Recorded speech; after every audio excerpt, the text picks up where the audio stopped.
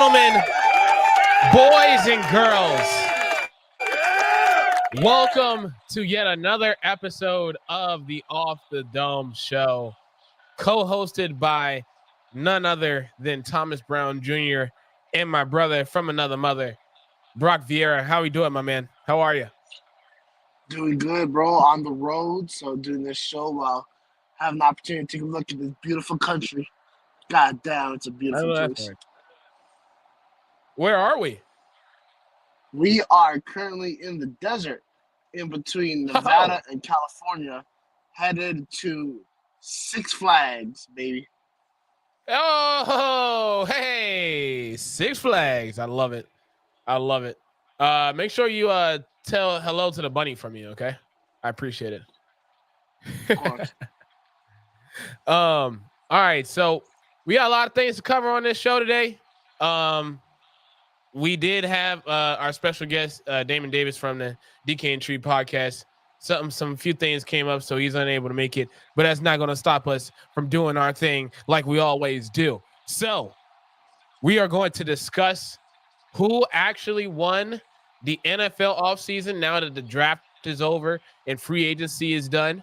Who has won the NFL offseason? We will also discuss the Clippers and Mavs series, what our thoughts are on so far with what's going on there as they go into a must-win game tonight.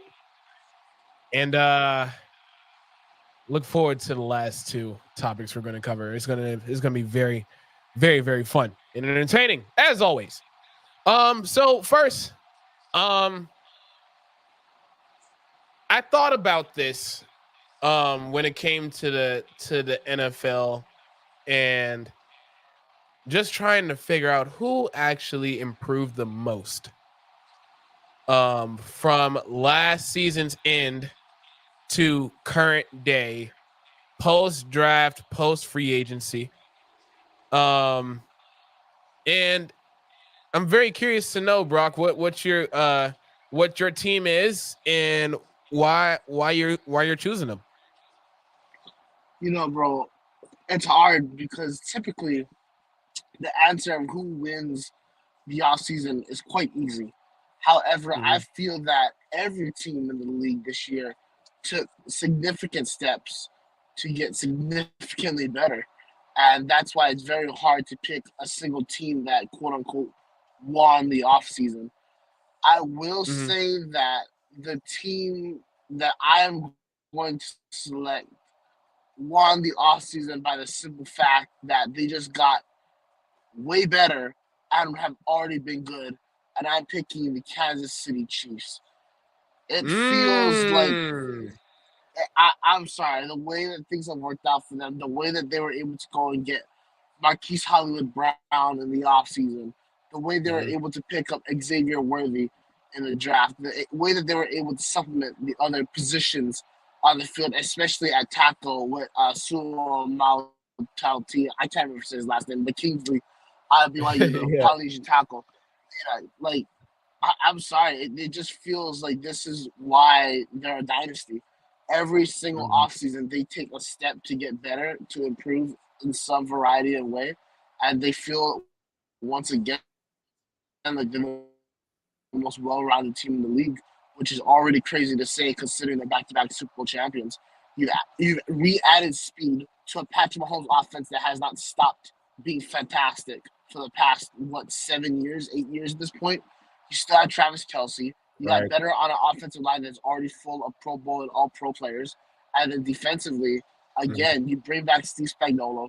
You have your playmakers on there, and you add to that, defensive room.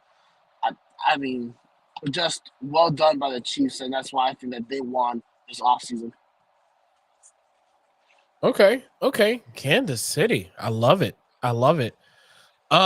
So I wanted to be that guy and say Philly, right? For obvious reasons. But I'm gonna take a different approach today. I am. Okay. I know. I typically would be all over Philly because Philly, by the way, has had a fantastic offseason, all things considered. Being able to re-sign AJ and Devontae, being able to draft Quinyon Mitchell and Cooper DeJean, addressing the offensive line as well. The list really goes on and on, even with some of the trades they made. Very proud of Howie for what he's been able to do. But I would be remiss if I didn't say Christy loves Chicago Bears. This team has found a way to make the number one overall selection look like the best case scenario for any draft pick I think I've seen in a very long time.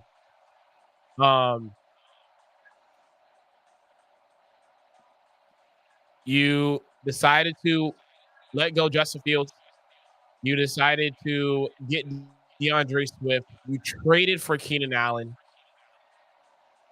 On top of addressing the offensive line as well. Then you get Caleb Williams at quarterback at number 1. Then you get Rome Odunze at 9 without having to trade up, trade down, nothing. Everything fell in their lap. There's some veteran presence with Gerald Everett at tight end, with the tight end room that already has a Cole Kmet. The list really goes on and on. Now, I'm not saying that they're going to be, pushing for winning the division. Absolutely not. That I think is a conversation for the Lions, a conversation for the Packers even. But in terms of who improved the most from last season, where their defense towards the end did pretty well from a statistical category sense. There was a lot of the players that started for them last year that was relatively old, and they moved off them. Now, it'll be interesting to see if that defense gets better or worse. But addressing everything on offense was something that was very important and very key for them in order for them to really set a foundation for Caleb Williams. And they did that. Now, if you want to be that guy and say, well, it's still questionable about keeping Matt Eberflus as head coach, I don't blame you at all. I actually share the same sentiment, especially when there's other coaches out there that could easily be that offensive mind for the Chicago Bears.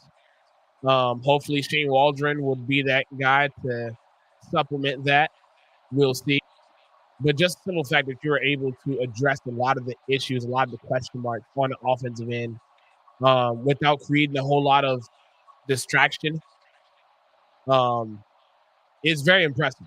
Very impressive. So shout out to Kansas City and shout out to the Bears for getting the job done, man. Very well. And like you said, Brock, I think it's very important that we recognize that there's a multitude of teams that's improved a lot as well that we haven't considered. Like I mentioned earlier, Philly is one of them. I think Detroit, with them having to re-sign St. Brown as well, on top of getting I'm missing on the corner right now. Terrion Arnold. How could I forget? You want to know how I remember?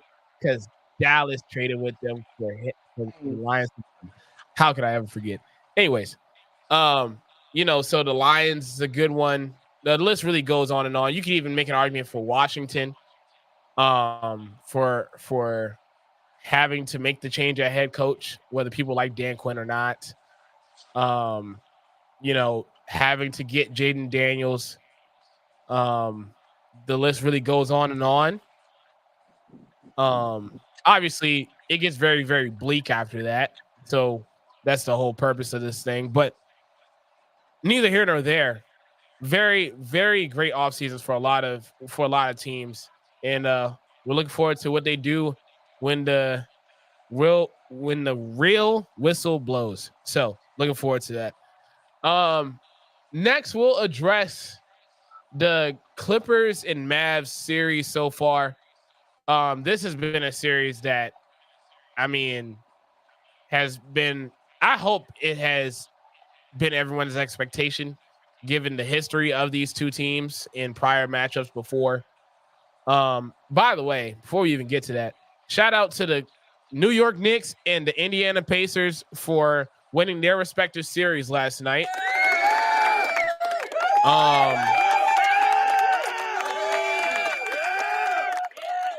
I never thought I would say this, but we now have a conference semifinals matchup between the Pacers and the Knicks. Never thought I would say that. So shout out to them for taking care of business yesterday. But for the Clippers, man, this is a must-win game for them tonight. This is one of those cases where we really have to ask, if they don't get it done, should they honestly blow it up? Should they get rid of a Kawhi? Should they get rid of a PG or a James Harden?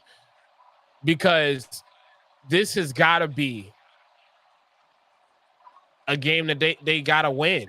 They're at home. They've done very well at home. I feel like every single home team has won every game this series. So let's keep the trend going. But I'm curious to know, Brock, what are your thoughts with the Clippers side of things before we go to the Mavs in regards to this series so far? I mean, are we really that surprised the Clippers have not been able to perform to the championship expectations that for some reason they put on themselves, even though they're not a Right. championship team because they don't have championship winners that can play consistently in the NBA anymore? Kawhi Leonard, as we all know, is awesome when he's able to be on the floor, but that's a question of if he's able to be on the floor. As a Houston Rockets fan, James Harden is the most unclutch, unserious, unsuccessful, inconsistent player in the playoffs I've ever seen in my life. The dude blows ass in the spotlight. I'm sorry, that's the only way to put it. He sucks. When the light shines bright, he withers. He shrinks and he becomes a shell of himself. He is the Yeah. most useless player I've ever had the ability or opportunity to watch play the game of basketball. James Harden is a regular season merchant. If the regular season was the only way we grade players, James Harden might be in the GOAT conversation. But because the playoffs exist, James Harden is nowhere near being one of the most successful players in all of basketball. He's a bum. He's a joke. And the fact that the Clippers thought that they could get a championship with him on their roster just proves the ineptitude that is the Los Angeles Clippers. I'm sorry, there's a reason why Greg Richter calls them the Los Angeles Junior Varsity. That's because they think small. They don't think about the big picture. They don't realize that the moves that they make allow them to go only one direction. It's nowhere. That's the reason why they remain stagnant. All right. And let's be real, in the conference finals a couple years ago against the Phoenix Suns, have they been a shell of themselves ever since in the playoffs? No. Just because they had the success in the regular season, it doesn't account for anything when you're about to lose in the first round of the playoffs.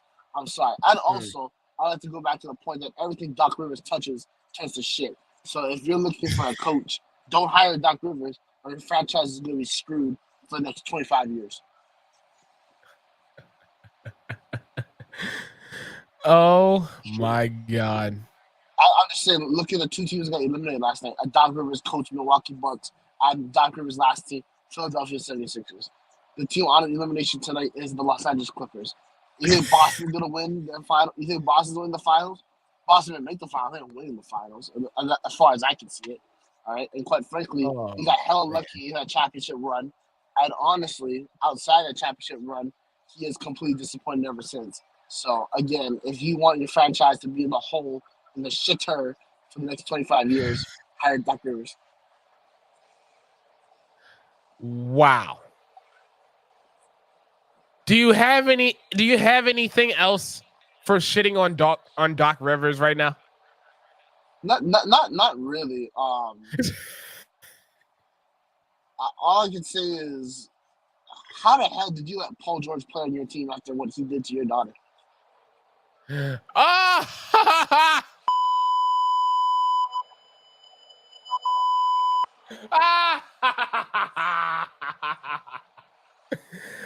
Oh, if you know, you know. If you don't worry about it, dog. Look it up, Google it, you'll find it. Trust me.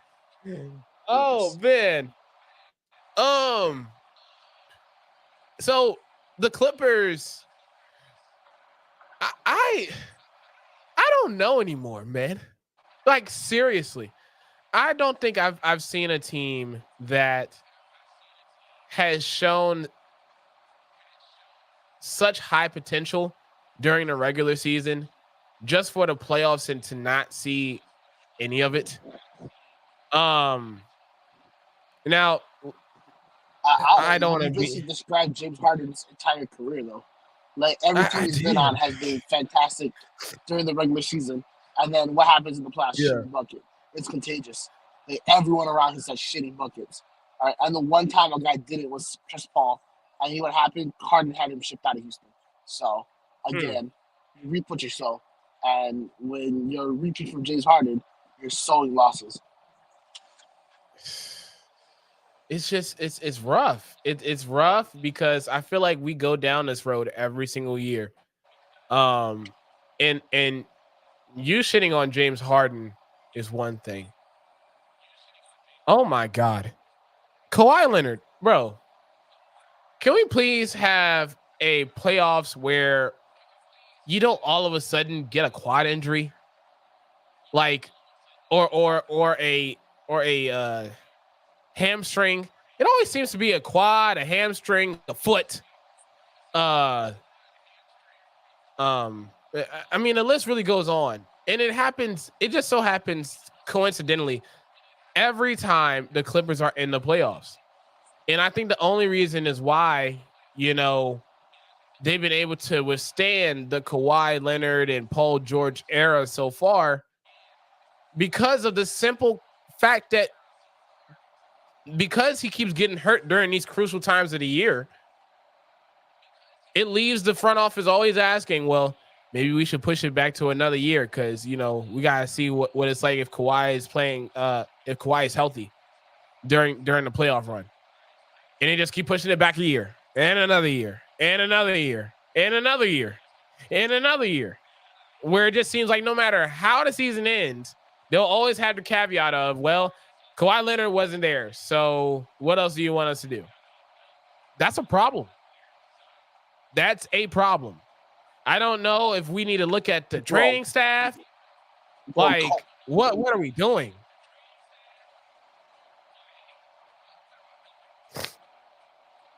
that's the question. What are they doing? I just want to put this example.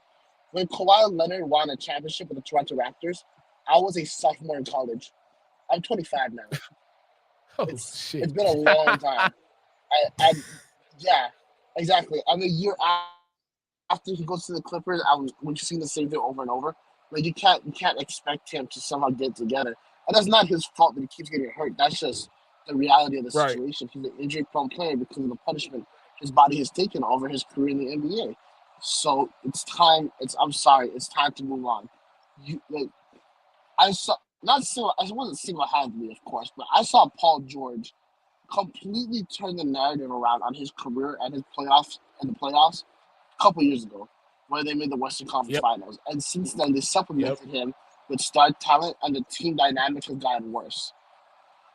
I Right. think it's time you blow it up and then you try to build around Paul George, or you try and use Paul George as a trade piece to try to acquire some young talent and just full rebuild. Because the status quo is not happening. And I get it. Maybe you want to delay it for a year because you're moving into your brand new arena next season. But Mm-hmm. I'm, I'm sorry, you just need to blow it up sooner rather than later because it's not working. Yeah.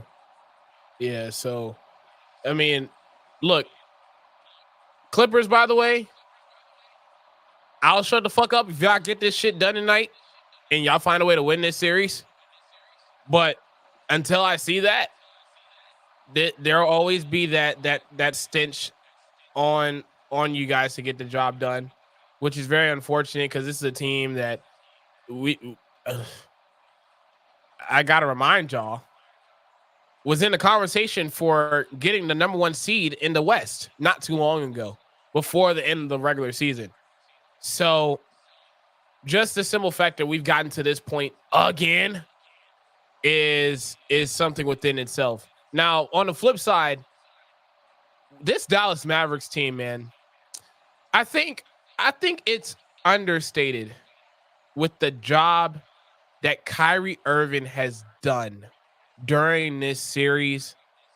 In particular, this is a guy who, even playing alongside Luka, has found a way to still be that guy, to still be that scorer. And he's showing flashes of the Boston days where he's just making exciting play after exciting play and ones off the yin yang, everything else. I'm just very proud for the job that Kyrie has done. Because I think, and maybe people are just not going to give him a whole lot of credit because of his history in Brooklyn and Boston, but what he's been able to do in this playoff series alone has been nothing short of impeccable all the way through. And it's shown in this series why they're up 3-2, why they have a chance to close it out tonight. And I mean, obviously Luka's going to be Luka. Although you can make the argument that Luka hasn't played his best basketball during this series as well. But I think what is also helping this Mavericks team is the supplementary pieces around them.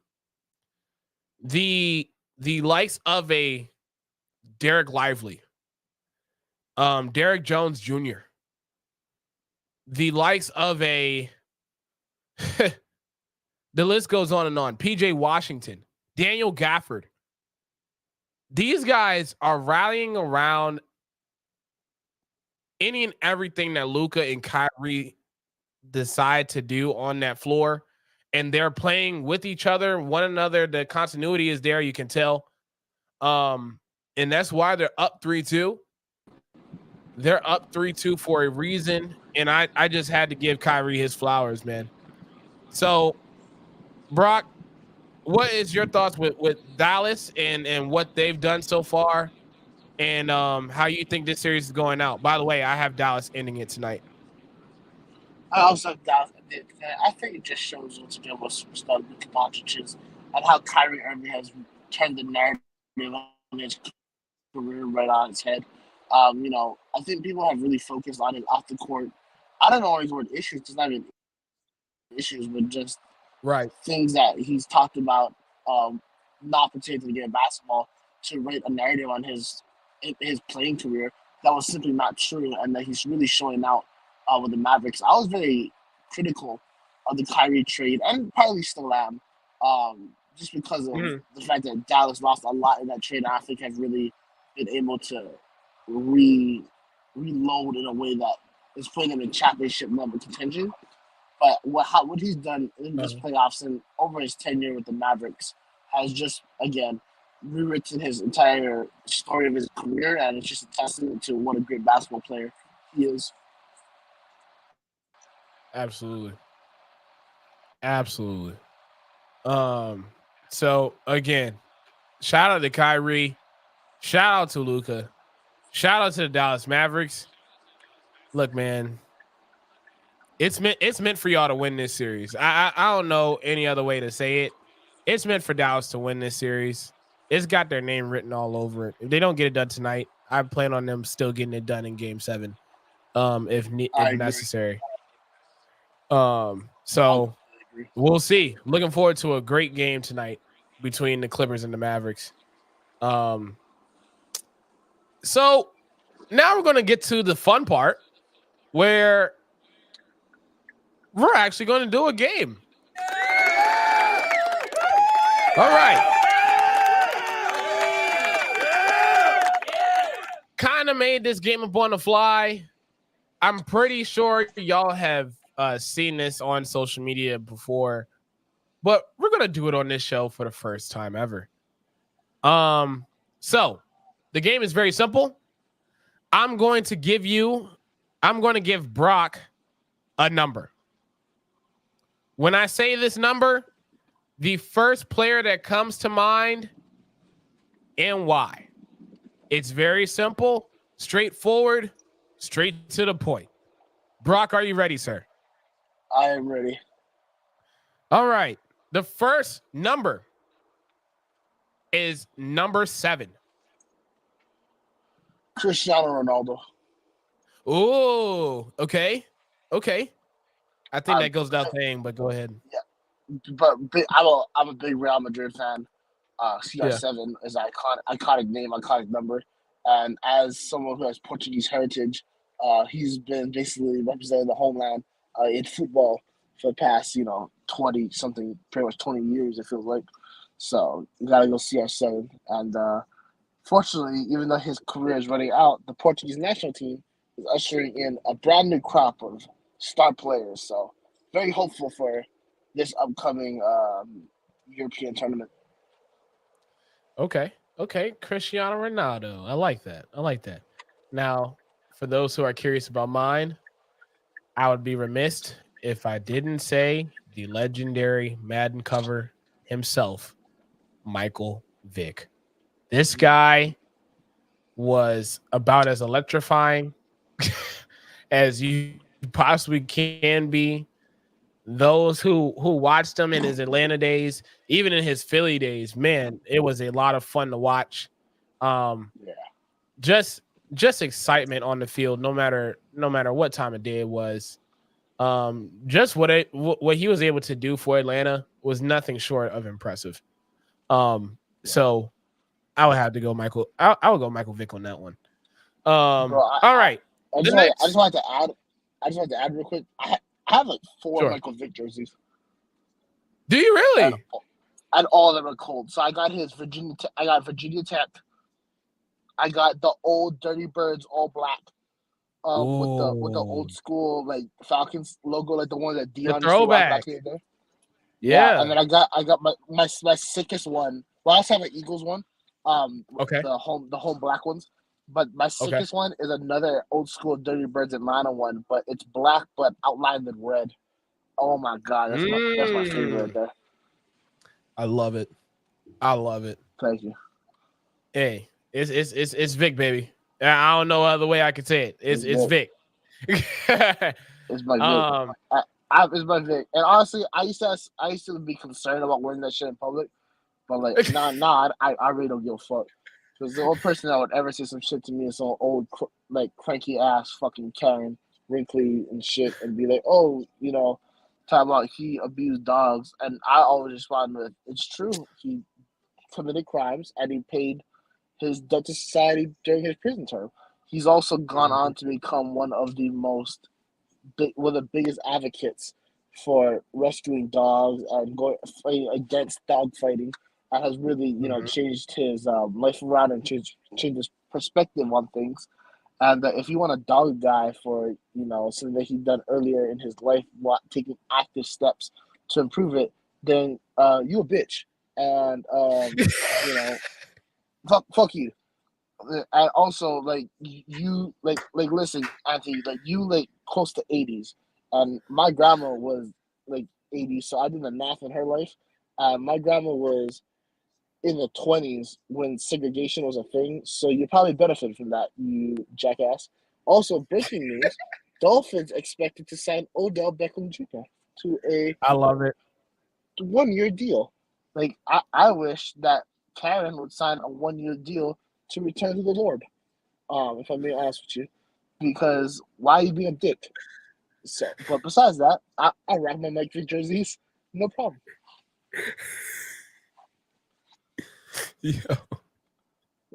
I was just saying, bro. Like, I was at the counter at Walgreens last night, and I saw some of the old pictures, and all I could think, like, some of the old, like, when they used to have like a diner inside Walgreens, and all I could think to myself was like, y'all did not allow black people in that establishment until not too long ago, and I know that because I do a project on the Freedom Riders, so I have some in-depth insight. So maybe the things I'm purchasing, I should get for free because of reparations. Unfortunately, That did not go over well, and I have to say.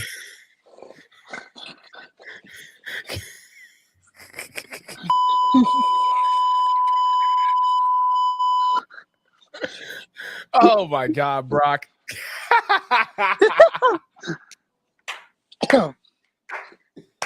Oh, holy shit. Okay. Well done. Well done. We appreciate all your efforts you do behind the scenes and in front of the camera, man. I do it for the people. I do it for the culture. I do it because I want free shit. Okay. Now this number is very intriguing. Very curious how this is going to go. The number is 18.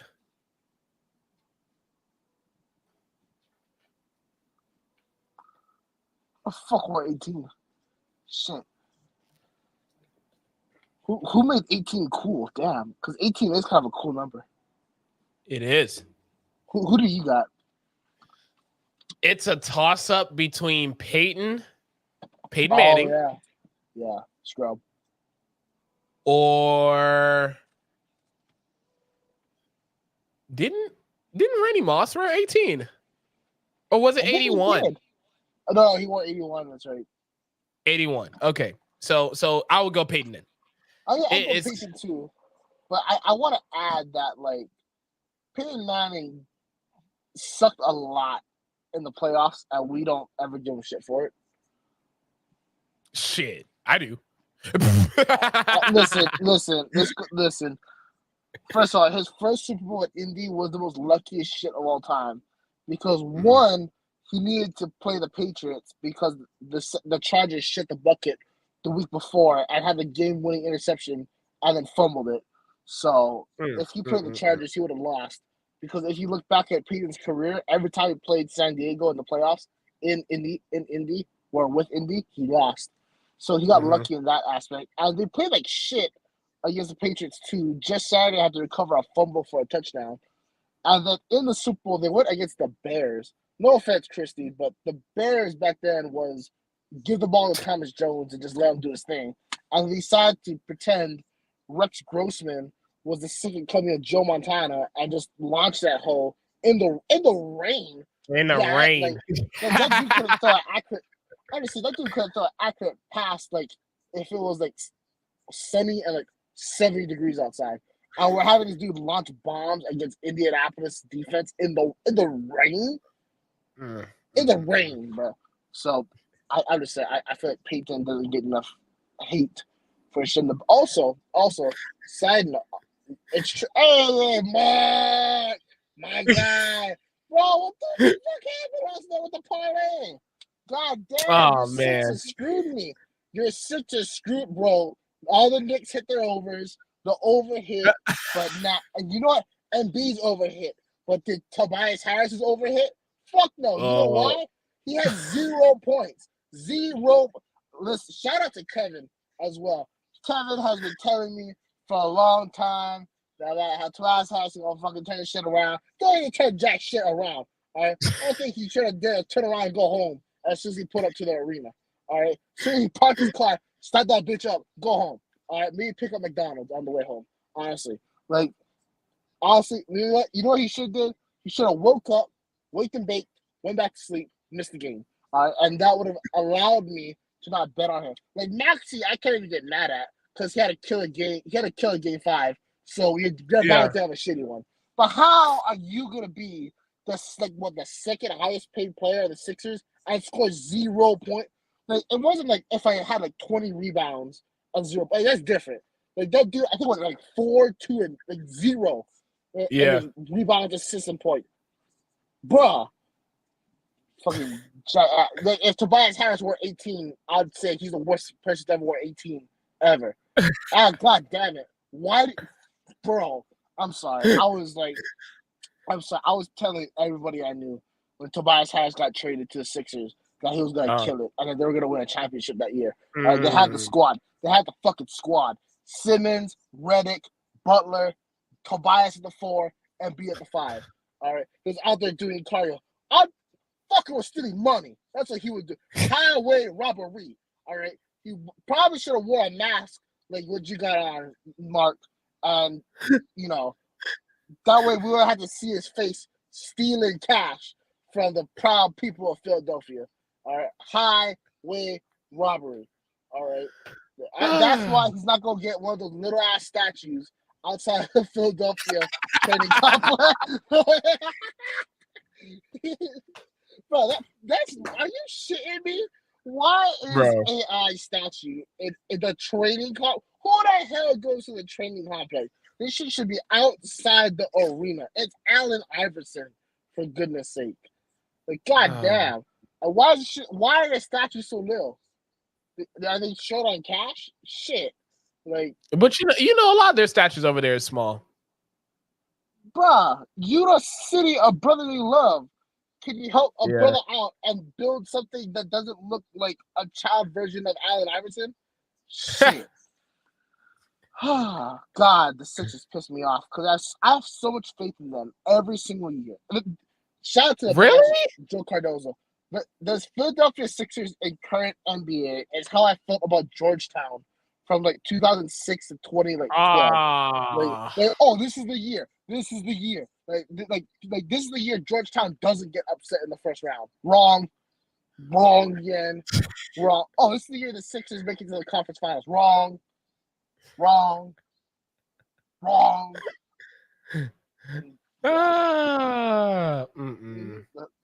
just saying.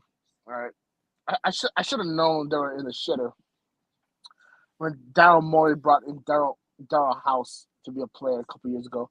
The dude got kicked out of the bubble for cheating on his wife with somebody that was unvaccinated. Who does that?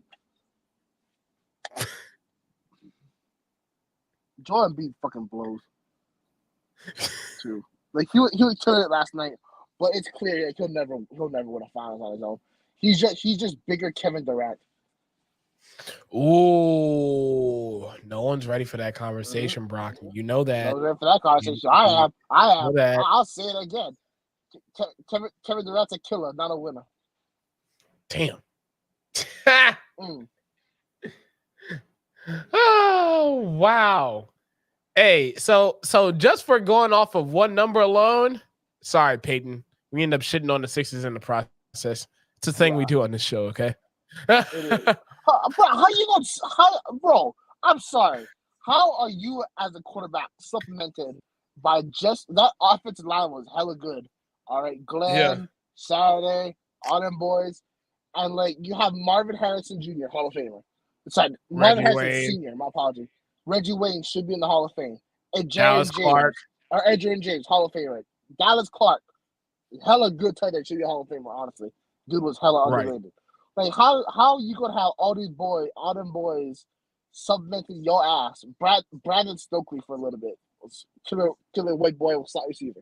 Like how you gonna have all them boys and continuously just shit the bucket? Like bucket shitter. Just popping a squat over a bucket and dropping a turd. Like what the hell? Like like Tom Brady was out here throwing to Julian Edelman and white boy firefighter of the month, whoever that would be, whether that be Danny Amendola or Chris Hogan or fucking Deion Brown, whoever it was. Like I'm just killing it. Just absolutely lighting up scoreboards. And you got the best offensive unit since the greatest show on turf, and you do fuck all. It has to be asked. It has to be asked. Well said. Also, while I'm at it, Peyton Manning had a teammate named Noshawn Marino. Fuck Noshawn Marino. And Noshawn didn't do anything wrong. He just lit my Hawaii Warriors up in the 2008 Sugar Bowl, and I'm still bitter about it. I knew you were going to bring that up. I knew you was going to bring that up. Matthew Stafford, and Mark Richt. All right? I wish you all well in your personal lives, but professionally, y'all can go F yourselves. Like, you didn't have to do my boys like that. God damn it. Fuck. That shit was so embarrassing. Shit. I still have nightmares over it. Oh, my God. Oh, my God. Okay. So, sorry, Peyton. You just had to catch these strays, man. You had to catch these strays. I'm sorry, dog. I love you though. You're cool. You're cool. You're always more than I welcome. love Peyton Manning as a player, but Peyton Yeah. Manning, like, as an all-time great, I think he gets way overhyped. I agree. All right. So this number is going to be interesting. Number 1. You're not going to like my answer, by the way. Warren Moon. Warren Moon. Okay. Listen, Warren Moon, one, his story is incredible. But 2, having a black dude play quarterback in Houston in those beautiful powder blues was iconic. Because, 1, he was getting, like, death threats on the reg for no reason, but beloved in the city of Houston. All right, that dude had no wide receivers in the run and shoot offense. Shout out Jim Jones. Shout out Jay Granville. I was just taking that hoe and ripping it. All right, like he was banging white women at a time when that shit meant something. And for those reasons and those reasons alone, Warren motherfucking Moon. All right, I'm sorry. Like watching that dude and those powder blues grip it and rip it while people were still saying that black people couldn't play quarterback was just awesome. It was awesome. Yeah. Like, I'm sorry, it was just awesome. Like, yeah, I had to get it in the most difficult offense to understand in the world, which is the run and shoot. Because that shit is confusing. Run and shoot, dog. All right, it's all based off reading the defense, and then after the snap, your receivers are changing routes on the fly, and you got to figure that shit out. Like, it's ridiculous, and he was mastering it, and just completely changed the entire narrative on the NFL. And quite frankly, the current landscape of the NFL, especially when it comes to the quarterback position, will look completely different if not for Warren Moon. Warren Moon, that's the guy. Warren Moon. Okay. Warren Moon. I don't even want a Rose Bowl at Washington. They still don't want to give him his flowers. That's crazy. That is crazy. Piss me off. That is crazy. Y'all not gonna like me. Y'all not gonna like me for this one. Oh shit. Y'all not gonna like me for this one. Cool. When I think of number 1, Ah. You want to call me a basic bitch for it? That's fine. Okay. My pick is Cam Superman Newton. Okay. Not a basic pick at all. Not a basic pick at all. Okay. I don't think y'all remember because y'all must have forgot already because it seems like these days y'all just want to shit on Cam Newton for his podcast and what the fuck he be saying. But when he was in Auburn, killed it, made college football entertaining as fuck. Greatest college football player to ever exist, and I will say that again and again. And there's no one that's ever been better than Cam Newton. Greatest college football player to ever play the game. Then gets drafted number 1 overall by a team who typically doesn't get quarterback right in Carolina Panthers. Facts. He goes out there, and I don't think y'all remember what 2015 was, but 2015 Cam Newton was a time to be alive. Okay, damn right. I'm talking about the dab, the Superman, the 15-1 with who at wide receiver? Kelvin Benjamin, please. No, okay. Kelvin was hurt. Kelvin was hurt that year. Kelvin was hurt that year. Ted Jr. Oh yeah. Jericho and Jericho Cotchery. Ted, I dropped the ball again. Fuck. Like, Ted Ginn with hands. I'm sorry. Ted Ginn with hands is a top 10 receiver of all time.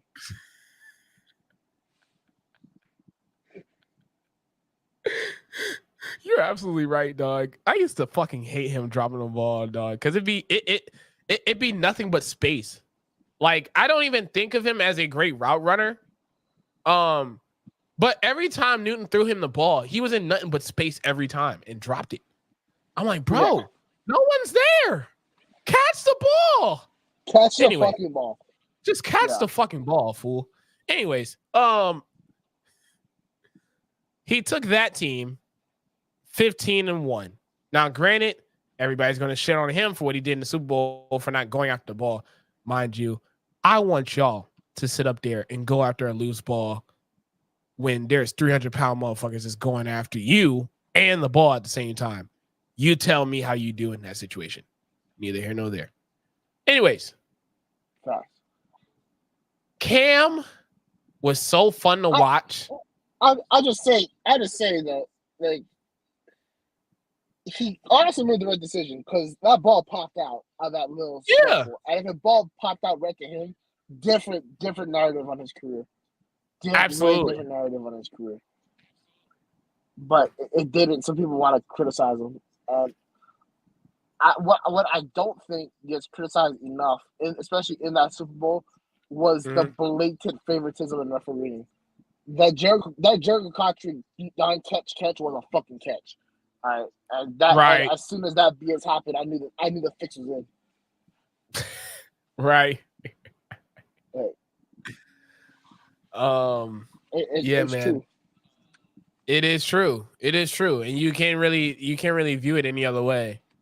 And like I said, bro, like playing, like watching Cam play, especially in those years in Carolina, like made football so much fun. Like just the read option, this 6'5", big ass fucking Big Ben ass motherfucking quarterback, juking you out of your shoes, running you the fuck over, and was damn near scoring on every fucking possession. That's the thing that I appreciated the most about Cam. Cam, when he was in Carolina, like at his peak, every possession damn near ended in touchdown. And there was like nothing that the defense could do about it. On crucial third downs, you was not stopping him. Apparently, you wasn't stopping Jonathan Stewart back there either, or D'Angelo Williams. Nope. So, like, you couldn't stop it. And it was almost a guaranteed touchdown every time. And it was so fun to watch because you love seeing him score because you know the celebration was coming. Yeah. And I'll never forget. And those, man, I'm telling y'all, if y'all do not know this moment, I encourage y'all to find it on YouTube somewhere after this show. Is it the Tennessee one? Yes. Yeah. The motherfucker scored, did the Superman, did the hit them folks one time. Wasn't enough. Hit them folks 2 times. And then I guess one of the Tennessee players had a problem with it, got in front of his face. They're separating the two, and he hit it a 3rd time.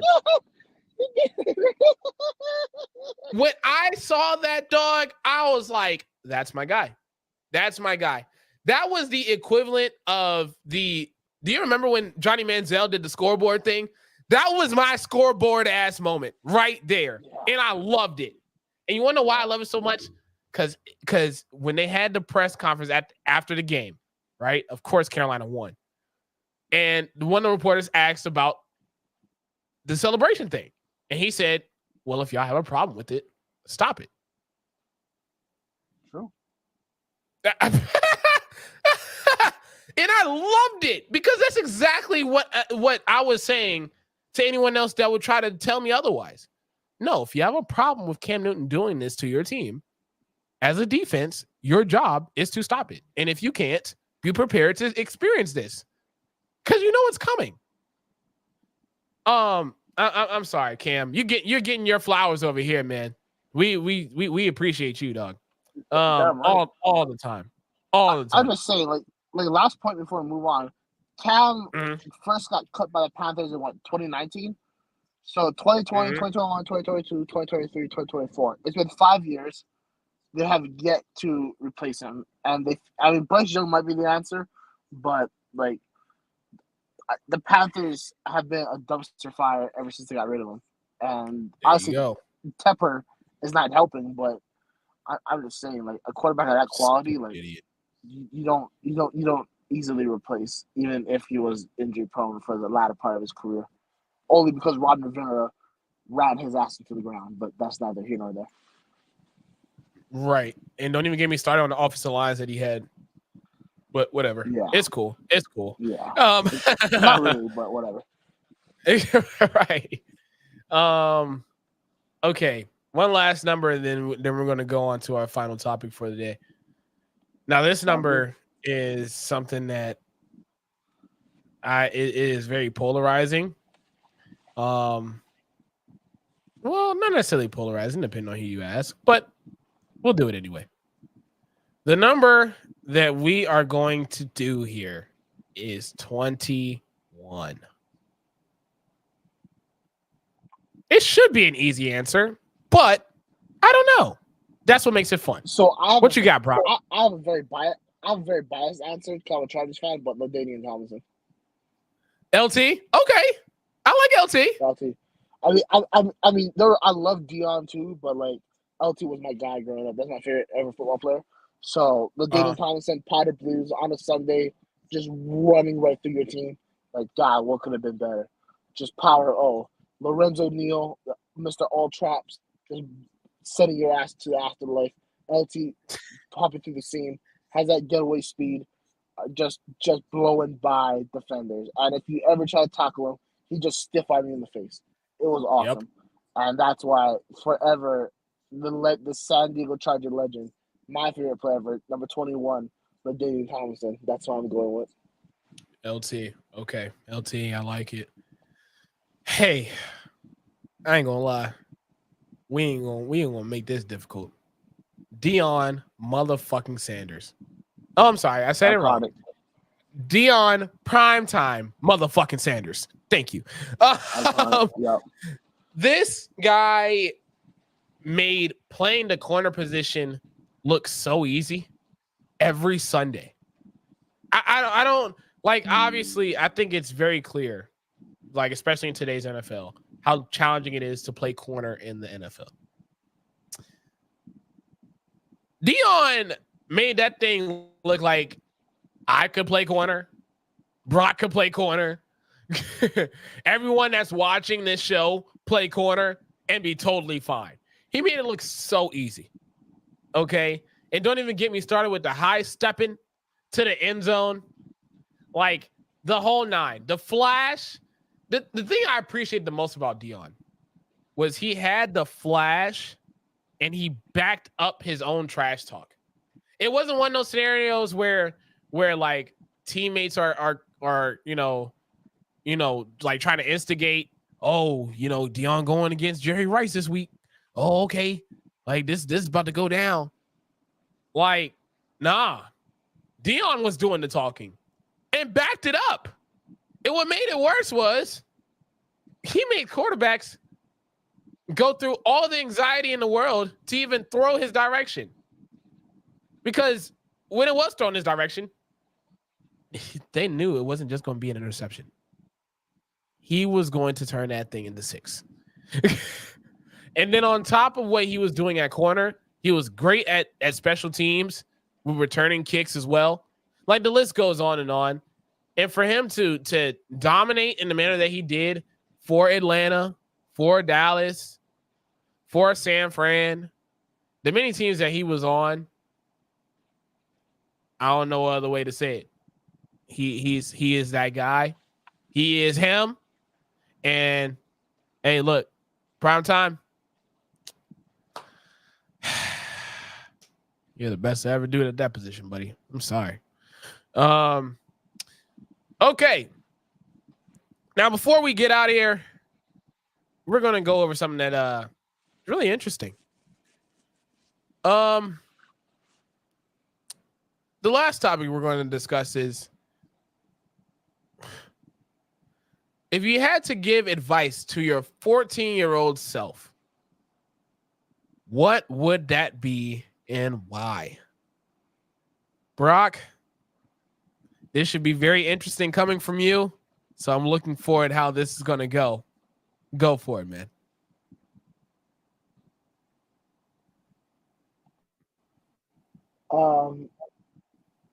Shit's gonna be all right. There'll be good times, there'll be bad times, but it's gonna be all right. I like that. I like that. Nice, calm, peaceful side of you, Brock. I never thought I would see the day, man. Well done, Well, sir. it's not happening today because I also tell them that when you're 25, your grandma's gonna die, and it's gonna be all right. But someone's gonna fuck up the reception after, or the get together after. Yeah, that's what I also tell them that.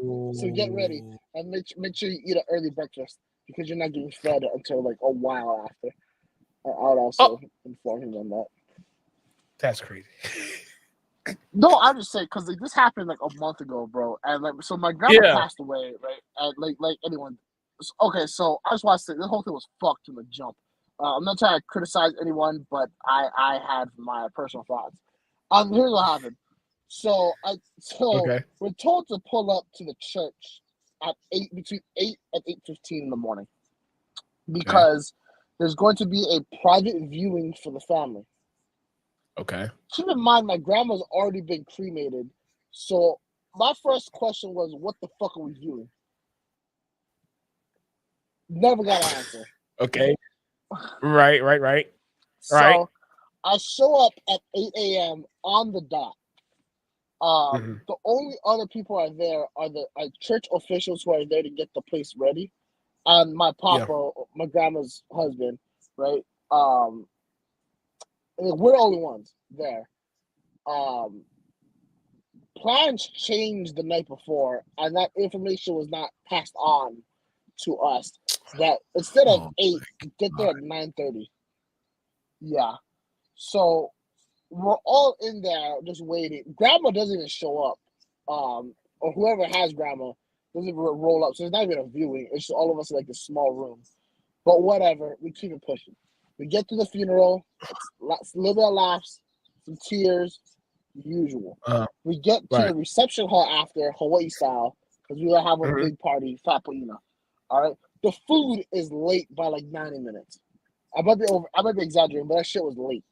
It got so bad they put the desserts out, and then the desserts were gone. They were just gone.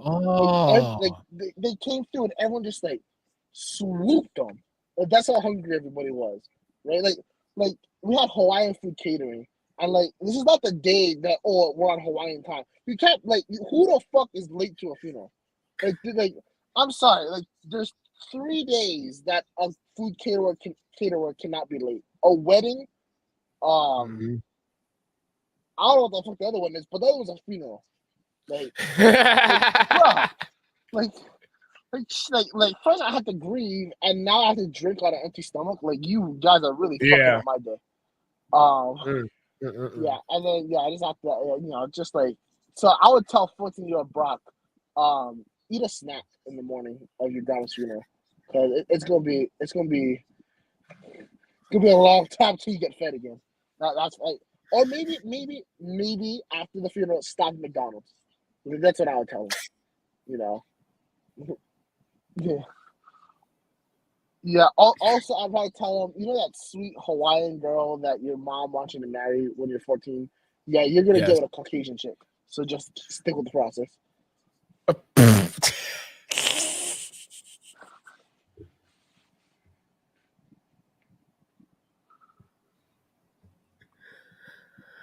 Brock, what the fuck, dog?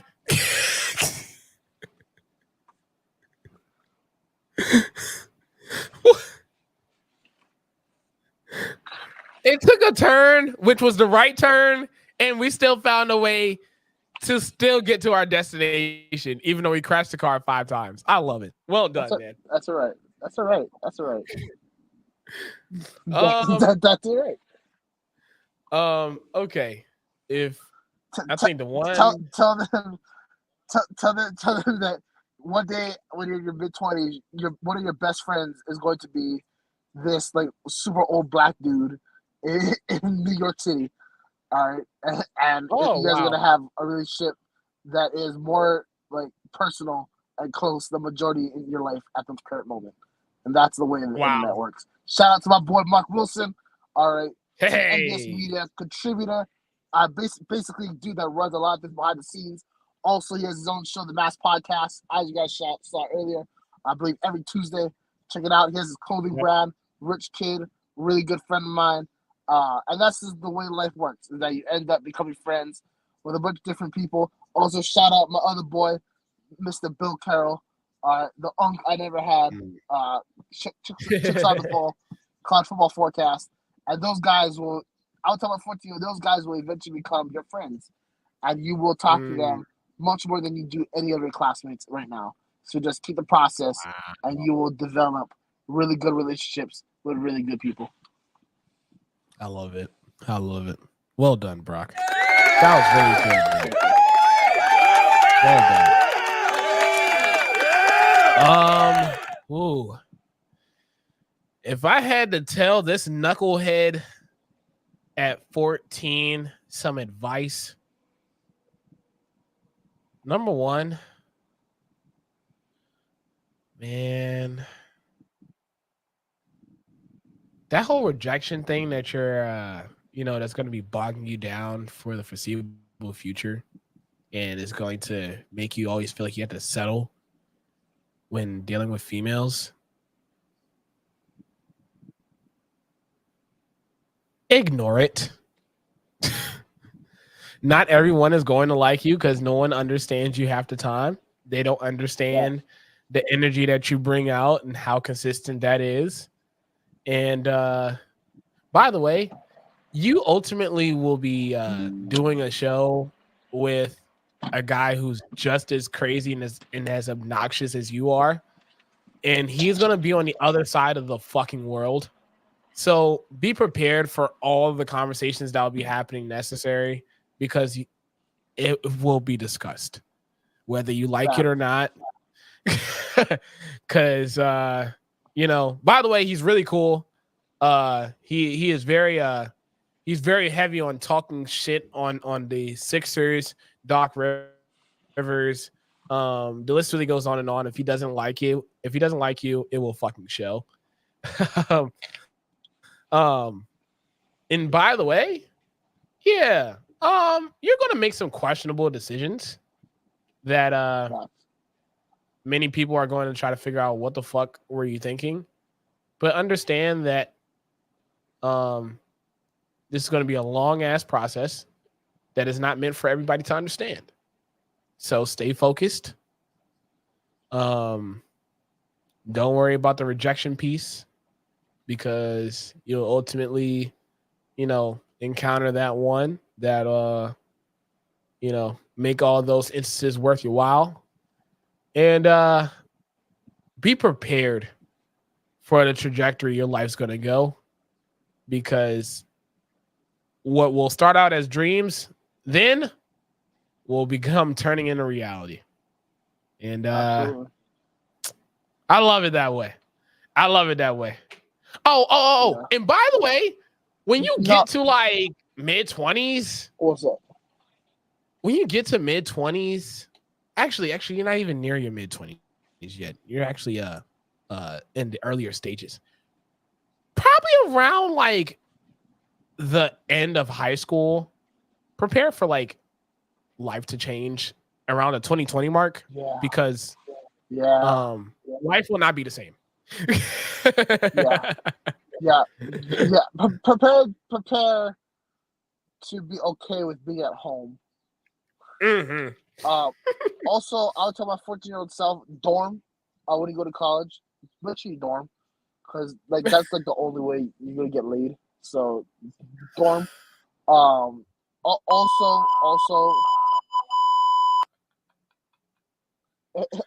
if a girl tells you that it's okay, she can't get pregnant, don't believe her.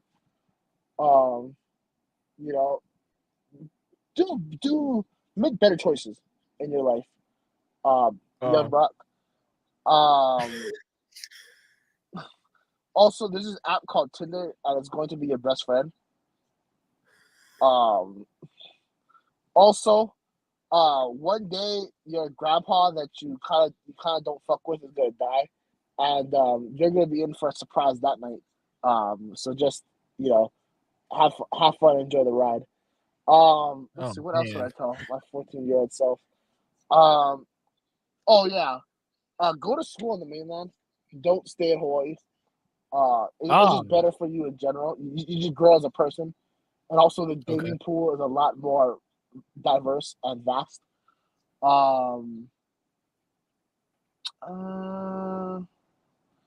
What else? Oh, I'll tell my 14-year-old self that eventually you're going to.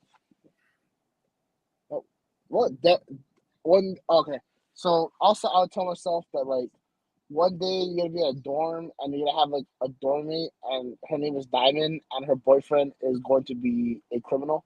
So make sure you lock your windows. So, fortunately, my shit didn't get jacked, but other people's did. Oh my god! Also, shout out Christy. Diamond was from Chicago, so shout out Chicago area, and shout out Christy as well, since she's from that area.